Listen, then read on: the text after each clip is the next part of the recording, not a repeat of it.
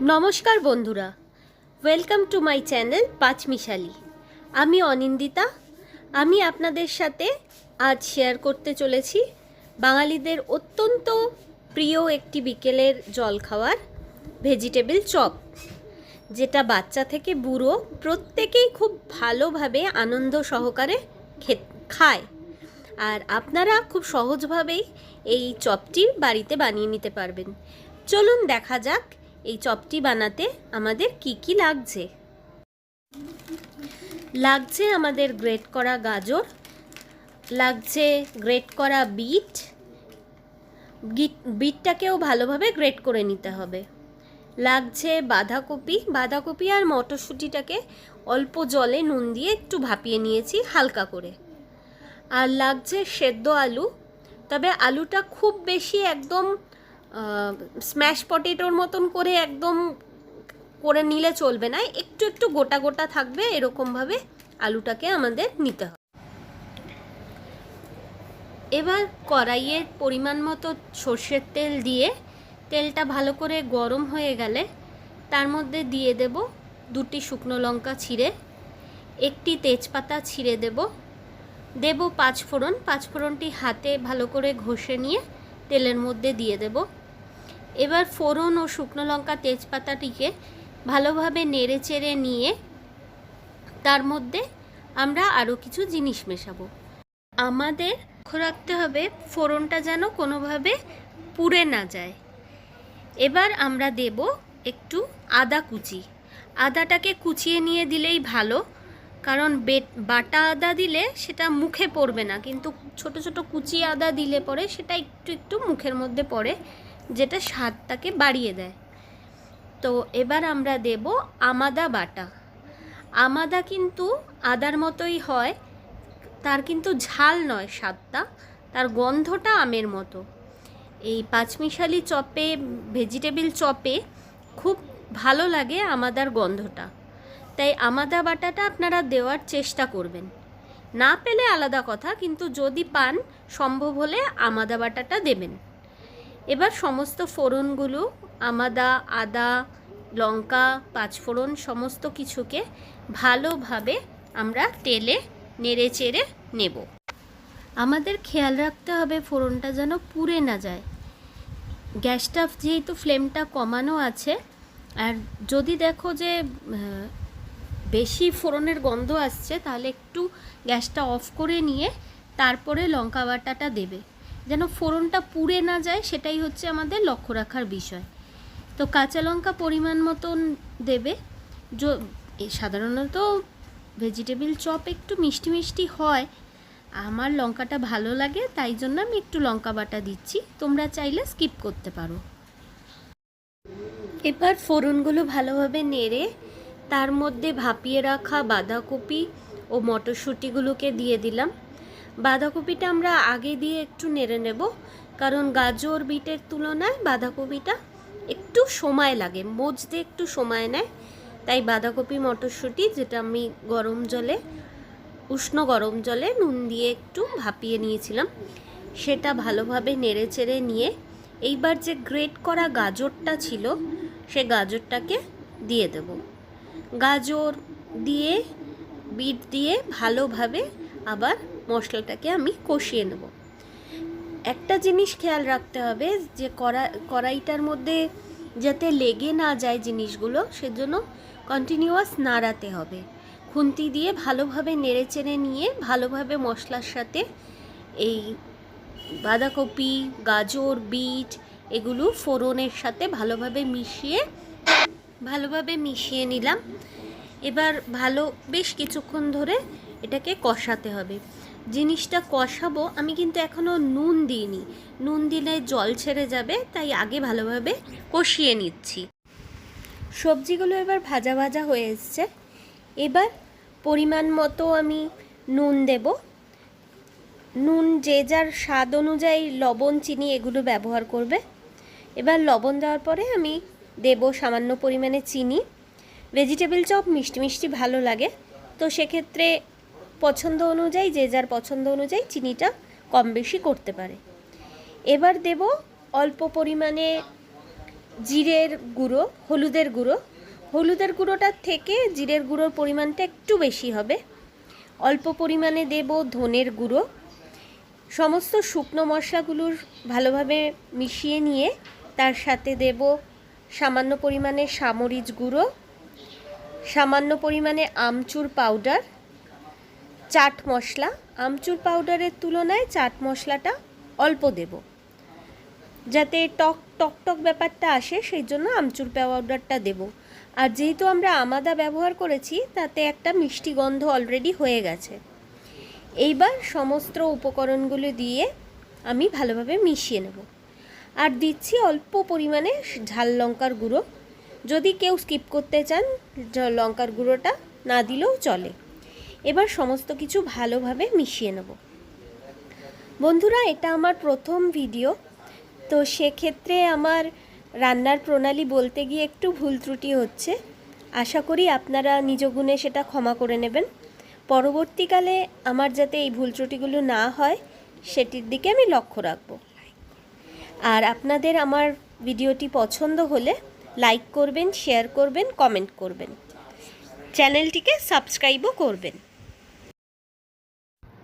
চলো তোমাদের বলি পরের স্টেপগুলো কি হবে। আমরা যে আলুটাকে হাফ বয়েল করে রেখেছিলাম, সেই আলুর সেদ্ধটাকে, হাফ বয়েল আলুটা আর কি, এবার আমাদের ওই সবজির মিশ্রণটির সাথে মিশিয়ে নেব। আলুটা যেহেতু হাফ বয়েল, তো হাত দিয়ে ভাঙলে টুকরো টুকরো করে ভেঙে নিয়েছিলাম। যদি বড়, খুব বেশি পরিমাণের টুকরো বড় থাকে, সেই অংশগুলোকে একটু ছোট করে নিতে হবে। আর মণ্ডটার সাথে ভালোভাবে নেড়ে চেড়ে মিশিয়ে নিতে হবে। আলুটা আমি তোমাদের বলেছিলাম যে বেশি সেদ্ধ করবে না, কারণ বেশি সেদ্ধ করলে কি আলুর একটা পিচ্ছিল ভাব হয়। কিন্তু আমরা যদি হাফ বয়েল করি, সেক্ষেত্রে অতটা পিচ্ছিল ভাব আলুটার মধ্যে আসে না। আর এইবার আমাদের যেই সবজির মিশ্রণটি আছে, সমস্ত সবজির যে মিশ্রণটি, তার সাথে মিশিয়ে ভালোভাবে আলুটা নাড়তে নাড়তেই দেখবে পুরো সবজির সাথে মিশে যাবে। এবার আমরা মিশিয়ে দেব অল্প পরিমাণে বিস্কুটের গুঁড়ো বা ব্রেড ক্রাম্ব, যেটা আরও আমাদের চপটাকে বাইন্ডার হিসাবে কাজ করবে আর কি, মানে চপের ভালোভাবে তৈরি হবে আর কি। সেই জন্য আমরা বিস্কিটের গুঁড়োটা এর সাথে মিশিয়ে ভালোভাবে নেড়ে চেড়ে নেব, মানে ডোটা আরও ড্রাই করে নেব। ড্রাই হয়ে গেলে জিনিসটা, তারপরে আমরা একটা প্লেটে, গ্যাস থেকে নামিয়ে একটা প্লেটে ঢেলে নিয়ে ঠান্ডা করে নেব। ঠান্ডা করে তারপরে মিশ্রণটিকে হাত দিয়ে বেশ ভালোক্ষণ ডোলে ডোলে মেখে নিতে হবে। যেমন আটা নিট করি আমরা, সেরকম ভালোভাবে চটকে চটকে আটার দলার মতন ওটাকে মসৃণ। বেশ কিছুক্ষণ ধরে মণ্ডটি আমরা হাত দিয়ে ভালোভাবে ডলে ডলে চটকে নিয়ে মসৃণ করে নিয়েছি। এবার তার মধ্যে মেশাবো পরিমাণ মতো গরম মশলা। গরম মশলা গুঁড়োর সাথে মেশাবো অল্প পরিমাণে গোলমরিচ গুঁড়ো। এবার দেব আমরা ফ্রেশ ধনেপাতা, কুচি করে নিয়ে ধনেপাতাটা মিশিয়ে দেবো। মিশিয়ে আবার ভালো করে এই সমস্ত উপকরণগুলি মণ্ডটার সাথে মিশিয়ে নেব। এবার খুব বেশি চটকাতে হবে না, কারণ আগেই আমরা এটাকে ভালোভাবে ডলে ডলে বেশ মোলায়েম একটা মণ্ড বানিয়ে নিয়েছি। এবার শুধু এই গুঁড়ো মানে গোলমরিচের গুঁড়ো, গরম মশলার গুঁড়ো, ধনেপাতা দিয়ে একটুখানি ভালোভাবে জিনিসটা মিশিয়ে নেব। মিশিয়ে নিয়ে তারপরে আমরা এর থেকে বিভিন্ন আকৃতির চপ বানাবো। ভেজিটেবিল চপ যে যার পছন্দ মতন বানাতে পারে, যে কোনো শেপ দিতে পারো। তো এবার যে শুকনো লঙ্কা, তেজপাতা ছিল, সেগুলো তুলে ফেলে দিলাম। মণ্ডটি থেকে এবার টিয়ার ড্রপ শেপ আর রাউন্ড শেপের আমি চপ বানিয়ে নিয়েছি। এবার একটি পাত্রে ধরো 2 মুঠের মতন ময়দা আর 1 মুঠের মতো কর্নফ্লাওয়ার দিয়েছি, সঙ্গে দিয়েছি একটু নুন, একটু গোলমরিচের গুঁড়ো, একটু গরম মশলার গুঁড়ো। এবার এই মিশ্রণগুলির, এই শুকনো উপকরণগুলি দিয়ে, জল দিয়ে, পরিমাণ মতো জল দিয়ে আমি একটা ব্যাটার বানিয়ে নেব। আর ব্যাটারটা বানাবো যখন হাত দিয়ে ভালো করে উপকরণগুলো মিশিয়ে নেব, কারণ কর্নফ্লাওয়ারের একটা টেন্ডেন্সি থাকে একটু লাম্প হয়ে যাওয়ার, সেই লাম্প যেন কোনোভাবে না হয় তাই জন্য সম্পূর্ণ উপকরণগুলোকে হাত দিয়ে ভালোভাবে মিশিয়ে একটা ব্যাটার বানিয়ে নেব। ব্যাটারটা খুব পাতলা হবে না, আবার খুব ঘন হবে না, মোটামুটি একটু সেমি লিকুইড বলা যায়, খুব পাতলা নয় খুব ঘন নয়। এই লিকুইডটার মধ্যে আমরা চপগুলোকে একবার করে চুবিয়ে নিয়ে তারপরে ওটা ব্রেড ক্রাম্ব আর বিস্কুটের গুঁড়োর সাথে চপের আকৃতিতে দেব। তো এবার আমি একটা পাত্রে বিস্কুটের গুঁড়ো বের করে নিয়েছি, সঙ্গে মিশিয়ে নিলাম অল্প পরিমাণে ব্রেড ক্রাম্ব।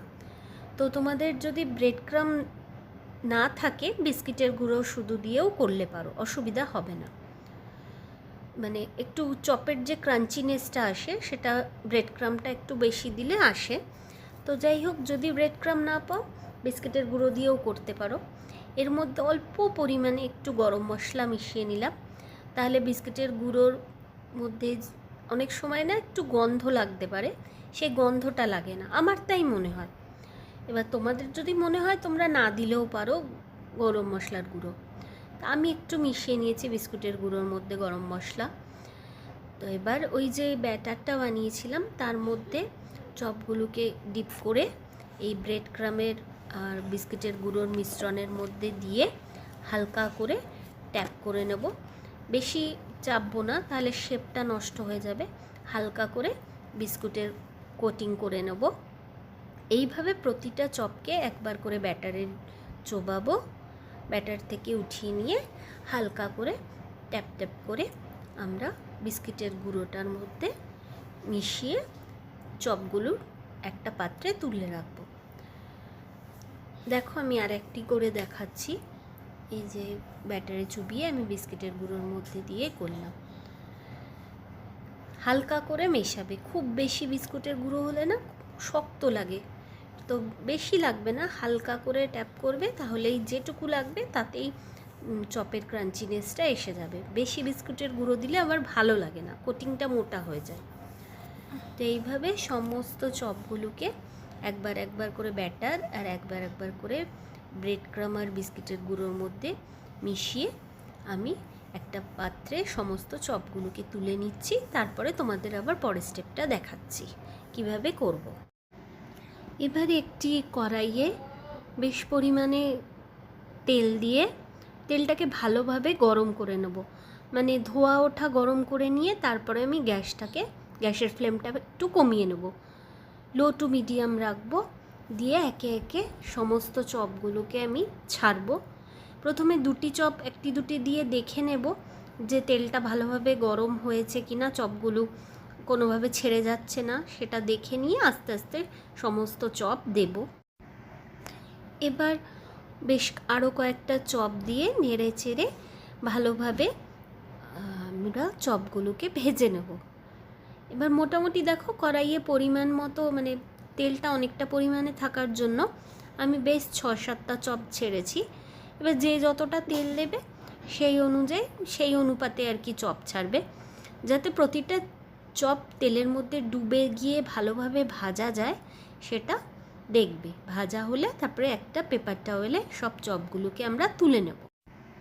পেপার টাওয়েল থেকে চপগুলোকে তুলে নিয়ে একটা প্লেটে একটু সস, একটু কাসুন্দি আর একটু স্যালাড দিয়ে, সঙ্গে যদি এক বাটি মুড়ি মাখা হয় মন্দ হয় না, দিয়ে যে কোনো কাউকে যদি আমরা এটা বিকেলে খেতে দিই, বিকেলের অল্প স্বল্প খিদেই কিন্তু ভালোই বলবে সবাই।